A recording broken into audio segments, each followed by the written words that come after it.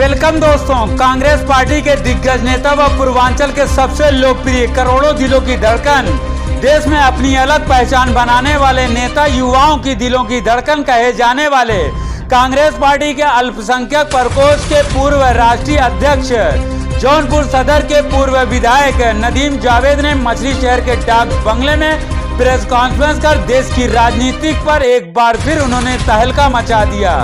सरकार को आड़े हाथों लिया। बिहार चुनाव पर भी उन्होंने केंद्र और राज्य सरकार सही चुनाव आयोग पर जमकर साधा निशाना। वहीं ईमानदारी से पत्रकारिता करने वाले निष्पक्ष पत्रकारों की आवाज को दबाने का काम ये सरकार कर रही है। नदीम जावेद ने कहा कि सच्चाई पर आधारित खबरों को दिखाने और सच्चाई दिखाने वाले पत्रकारों पर गैर संवैधानिक तरीकों से उन्हें प्रताड़ित किया जा रहा है। वहीं प्रदेश की योगी सरकार पर भी उन्होंने जमकर निशाना साधते हुए कहा बुलडोजर कार्रवाई की जा रही है, जबकि सुप्रीम कोर्ट के आदेशों का भी कहीं न कहीं उल्लंघन किया जा रहा है।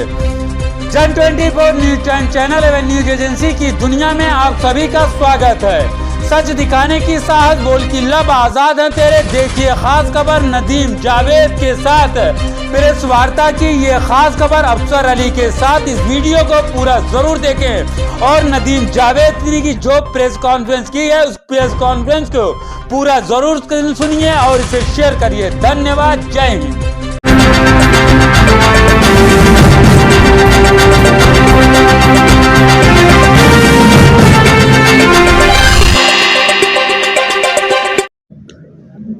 पंडित जवाहरलाल नेहरू ने इस देश के आज़ादी के आंदोलन को धार देने में, उसका राजनीतिक विमर्श तय करने में महत्वपूर्ण भूमिका अदा की।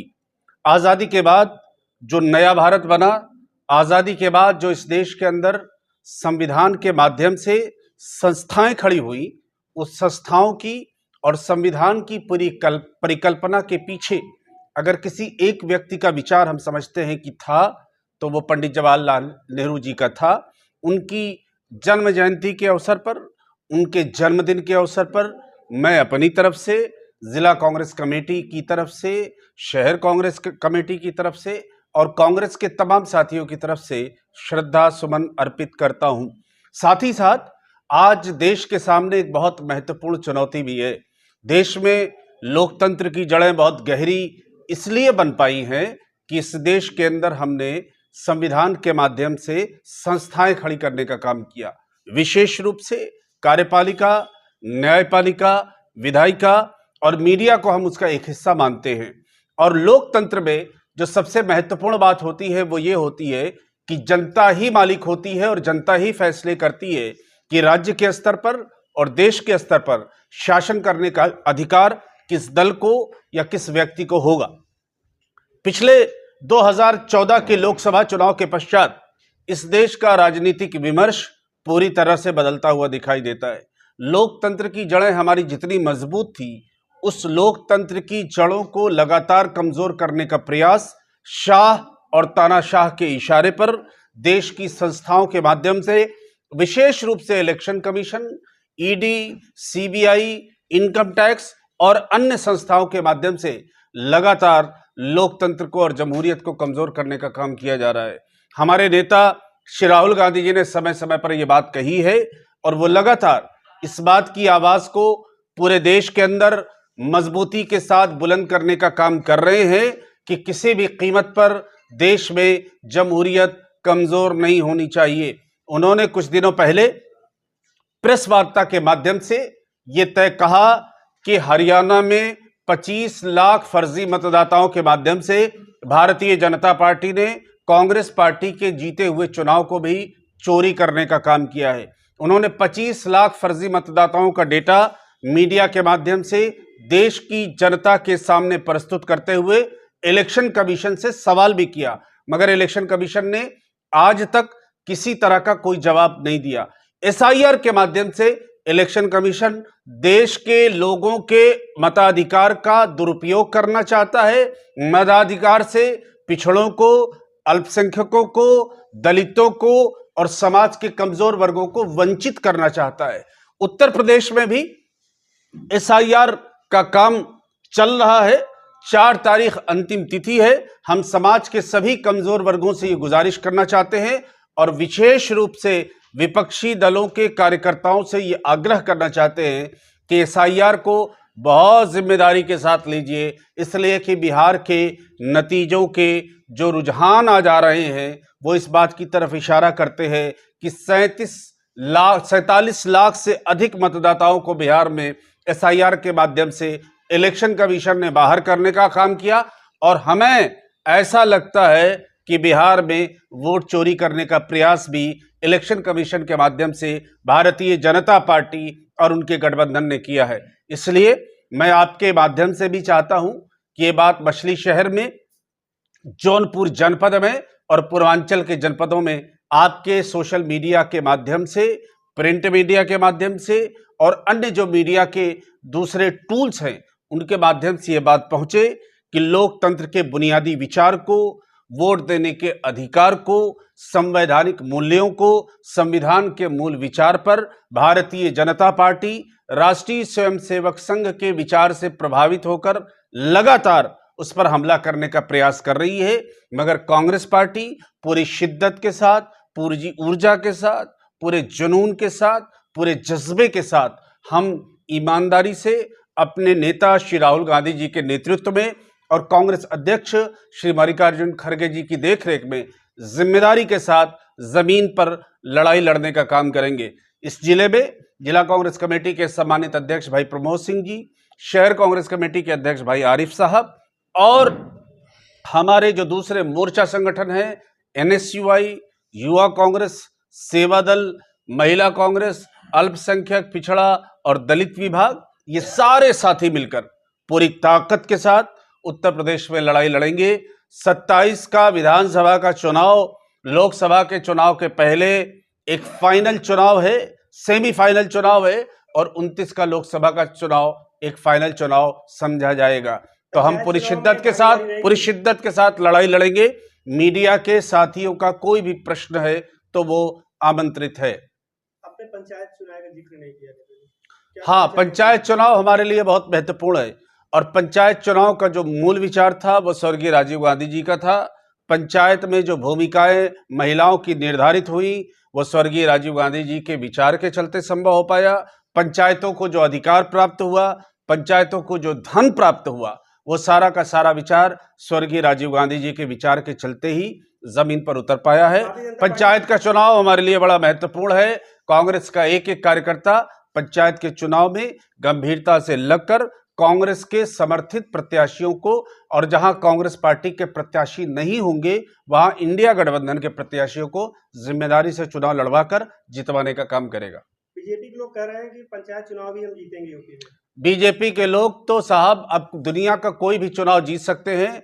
जब रिगिंग करनी है, जब वोट चोरी करनी है, जब वह संवैधानिक संस्थाओं को हाशिए पर डालना है तो निश्चित रूप से भारतीय जनता पार्टी कोई भी चुनाव जीत सकती है। लेकिन मैं आपसे जरूर ये गुजारिश करना चाहता हूं, बाई इलेक्शन भी कुछ राज्यों में हुए हैं, जिसमें तेलंगाना में जुबली हिल्स का हुआ है, जिसमें राजस्थान में उपचुनाव हुआ है। इन उपचुनावों में जहां पर हमें लगता है कि रिगिंग नहीं हुई है, जहां फर्जी वोटर नहीं बने हैं, वहां पर तो कांग्रेस पार्टी चुनाव जीती है। लेकिन जहां पर पूरे राज्य का चुनाव हो रहा है वहां पर इंडिया गठबंधन चुनाव इस तरह से हारता हुआ दिखाई दे रहा है जिसकी कल्पना देश के किसी भी राजनीतिक पंडित ने नहीं की थी। तो हमारा स्पष्ट समझदारी है कि भारतीय जनता पार्टी और इलेक्शन कमीशन की मिलीभगत से चुनाव में कुछ ऐसा हो रहा है जो कि सामान्य नहीं। त्रिस्तरीय चुनाव में जो है फोकस रहेगा या नहीं, क्या कहेंगे? बिल्कुल, राजनीतिक दल होने के नाते हमारी जिम्मेदारी है और हम हर चुनाव को बेहद गंभीरता के साथ लेते हैं। त्रिस्तरीय चुनाव को भी कांग्रेस पार्टी का एक एक कार्यकर्ता जिला कांग्रेस कमेटी की और शहर कांग्रेस कमेटी तो उसमें शामिल नहीं है, लेकिन जिला कांग्रेस कमेटी की देखरेख में पूरी जिम्मेदारी के साथ पूरे जनपद के अंदर 9 विधानसभा में और दोनों लोकसभा में जिम्मेदारी के साथ लड़ेगा। इसमें कहीं किसी तरह की कोई शंका नहीं होनी चाहिए।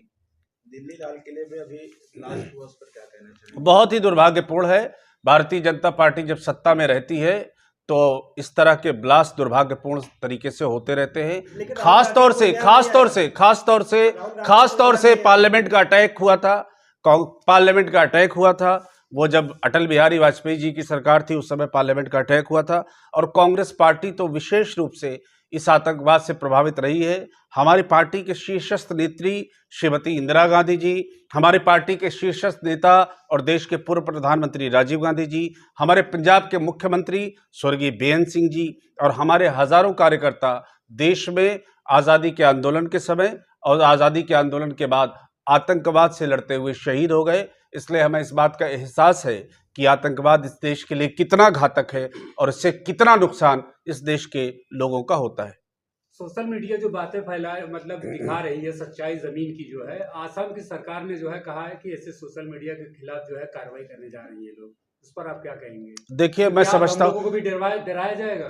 बिल्कुल, आपने बिल्कुल सही बात कही है। भारतीय जनता पार्टी और भारतीय जनता पार्टी का केंद्रीय नेतृत्व, विशेष रूप से शाह और तानाशाह, इस देश की हर उस आवाज को दबा देना चाहते हैं जो आवाज लोगों की आवाज बनने की कोशिश करती है। और इसलिए आप देखिए कि कांग्रेस पार्टी के नेता हो या विपक्ष के नेता हो या मीडिया के साथी हो, जो लोग भी मजबूती के साथ किसी तरह की कोई बात केंद्र से या राज्य से सवाल करते हैं, उन लोगों की आवाज को दबाने की कोशिश की जाती है, उनको जेल की सगलाखों के पीछे भेजा जाता है और कुछ नहीं तो उनके घर पर तथाकथित बुलडोजर बाबा बुलडोजर भी भेजने का काम करते हैं। मैं समझता हूं कि सुप्रीम कोर्ट ने भी बुलडोजर के मूल विचार पर प्रश्न चिन्ह लगाया है कि ये इंसाफ का तकाजा नहीं है, इस तरह की बात नहीं होना चाहिए। सोशल मीडिया एक बहुत बड़ा फोरम है।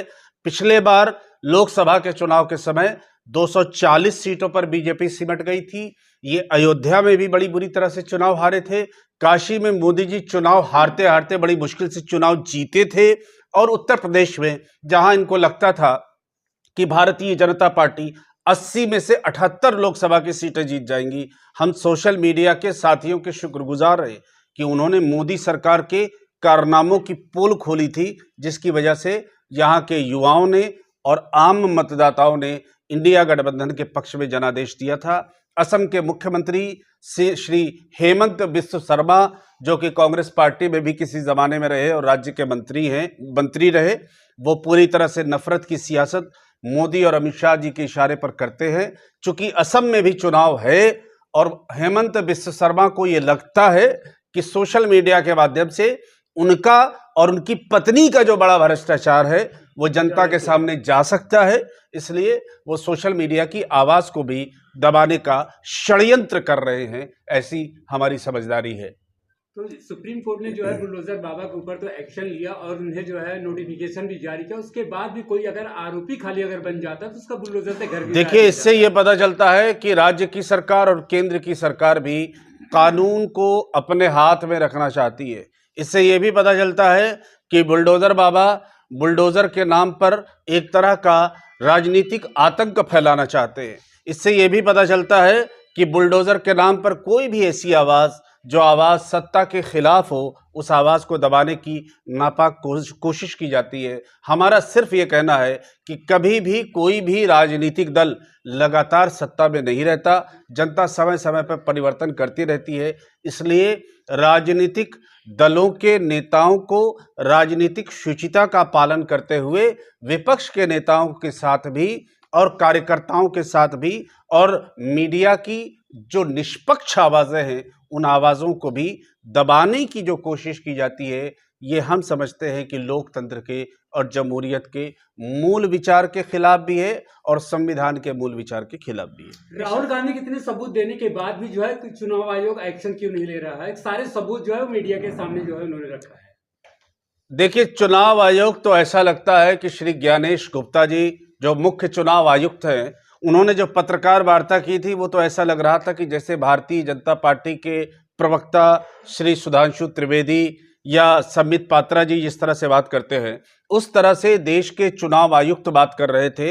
ये बेहद दुर्भाग्यपूर्ण है। जो लोग ऐसी जगहों पर बैठे हैं जो जज के रूप में हैं, जिनके हाथ में इंसाफ करना लिखा है, अगर वो लोग ही इंसाफ के नाम पर वो पार्टी बन जाए तो इस देश के लिए और इस देश की जनता के सामने एक बहुत महत्वपूर्ण बात हो जाएगी कि इस तरह के संवैधानिक संस्थाओं पर बैठे हुए लोग भी अगर राजनीतिक दल के कार्यकर्ता के रूप में आवाज़ को बुलंद करेंगे तो आम जनता ही फिर इन आवाज़ों को रोक सकती है, दूसरा कोई रास्ता नहीं है। वही कातिल, वही शाहिद, वही मुंसिफ भी हैं। अकरबा मेरे करें खून का दावा किस पर। बहुत शुक्रिया, बहुत धन्यवाद। इस वीडियो को लाइक करें, सभी के साथ शेयर करें। नए आने वाले व्यूअर जन 24 न्यूज टाइम चैनल एवं न्यूज एजेंसी को सब्सक्राइब कर लें। बेल आइकॉन को जरूर क्लिक करें ताकि ऐसे ही सच्चाई पर आधारित खबरों का नोटिफिकेशन सबसे पहले आपको मिले। सच की आवाज सच के साथ फिर मिलेंगे अगली खबर के साथ। जय हिंद, जय भारत।